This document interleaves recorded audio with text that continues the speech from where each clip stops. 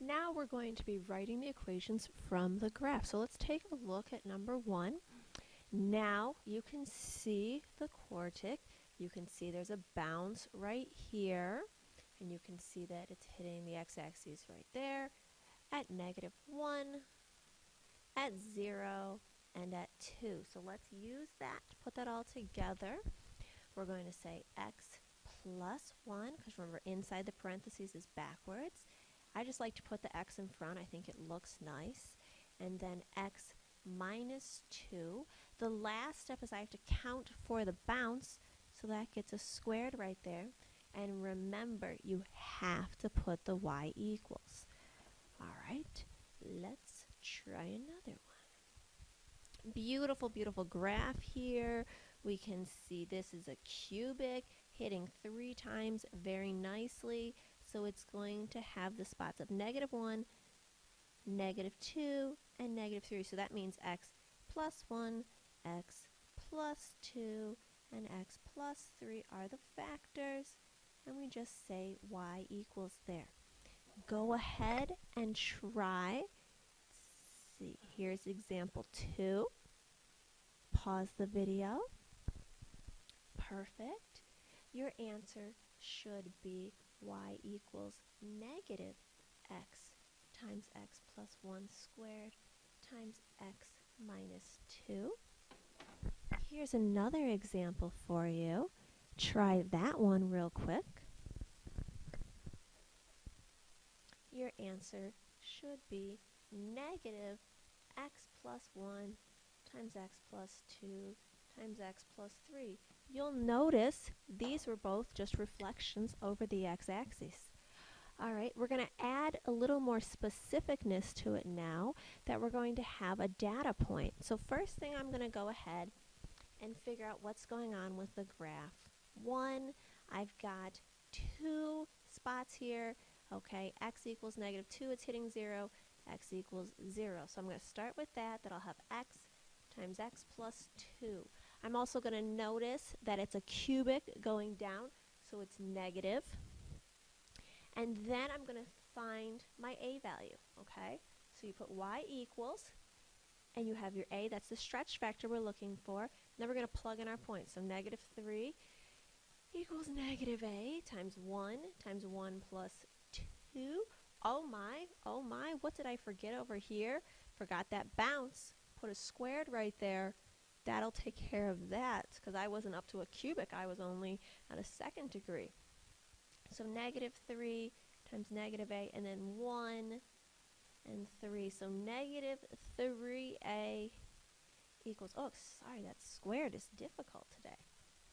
-9a equals -3. So a equals 1/3. So y equals -1/3 x times x plus 2 squared. Here's one for you to try. Go ahead.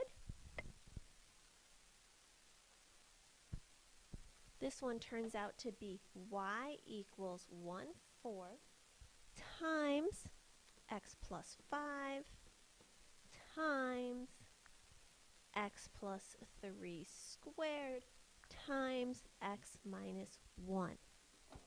Okay, that's pretty awesome.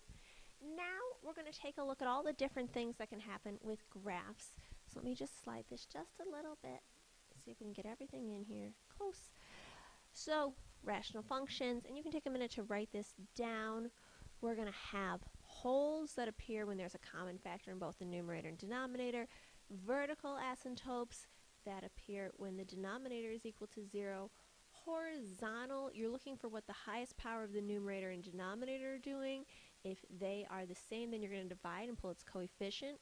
Notice that that should be a y equals. Okay, if the highest power is in the denominator, then that's 0. Okay, the x-intercept occurs when y equals 0, and I'll show you that.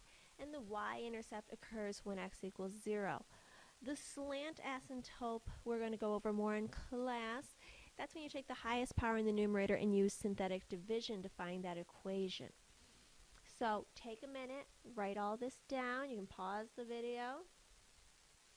We're going to look at a couple examples. Now the first two are factored for me, so we can get right into it. How you find these is whatever order you want to do. I'm going to show you the order I use. Once it's factored, I go through and say, okay, x minus 3 is crossed out. That's where my whole is. So x minus 3, set that equal to 0. 3 is the x value of my whole. The y value I get by plugging that in to what's left. So I have 3 plus 2 over 3 minus 4, or 5 over negative 1, so negative 5.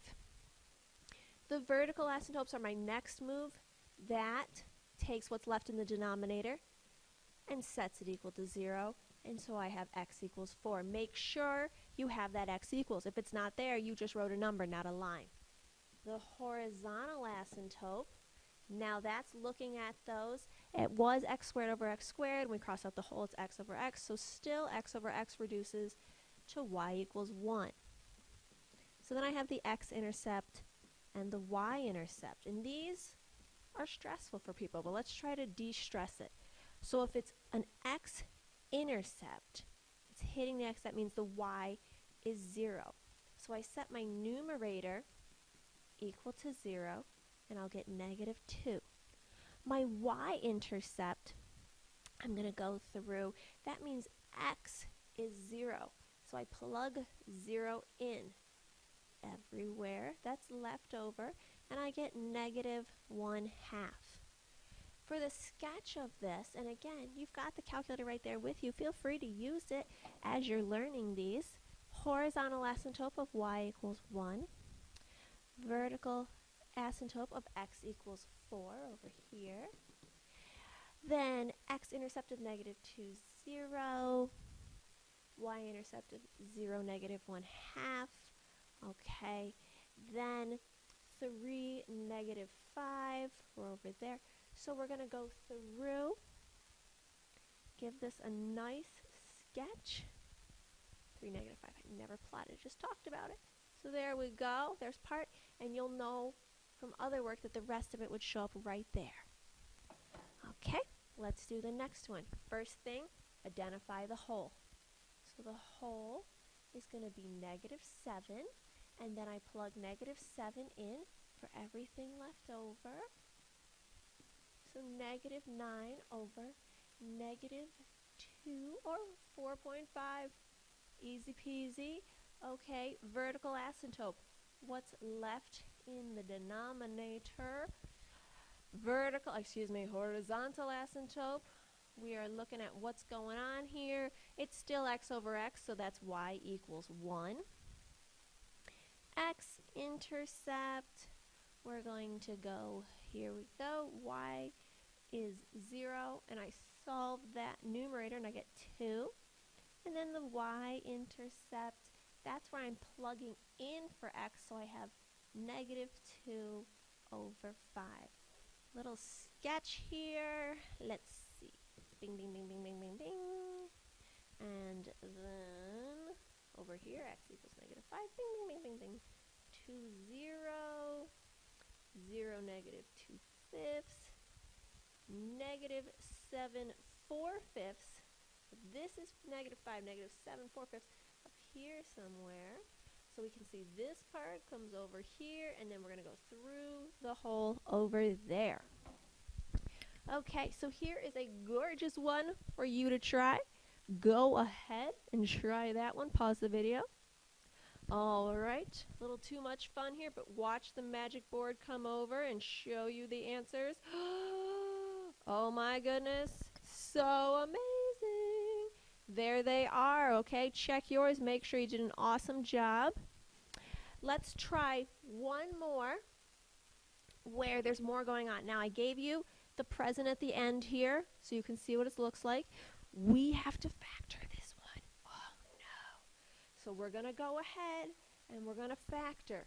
Do the bottom first because it's less scary. X and x, 6 and 10, minus, minus, right? And that makes the positive 60. So then up in the numerator, I've got 3x, because I know I have to have that in an x. Figure there might be an x minus 10. Try it. If I put Okay, to make 50, I'd put a 5 here. I need them to be different. This gave me negative 30. 3x times negative 10. Make that a positive. Oh my goodness, I just factored. I'm amazing. So here we go. Start with your whole. That's going to be at 10. And then plugging in, it's going to be 3 times 10 plus 5 over 10 minus 6. So 35 over 4. Feel free to do the decimal as well.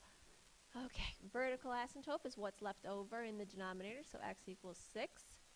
Horizontal asymptote, now this one's a little more complicated. They are both the same power of x, but this one has a coefficient of 3, so y equals 3 is the horizontal asymptote. X-intercept means y is 0, so I have 6, 0. And then the y-intercept means x is 0, so I have 5 over negative 6. You can already see the picture. Moving on, here we go. Here are 2 more for you to solve. Go ahead and try them. I'm not going to put an answer up because I want you to practice checking it on the calculator.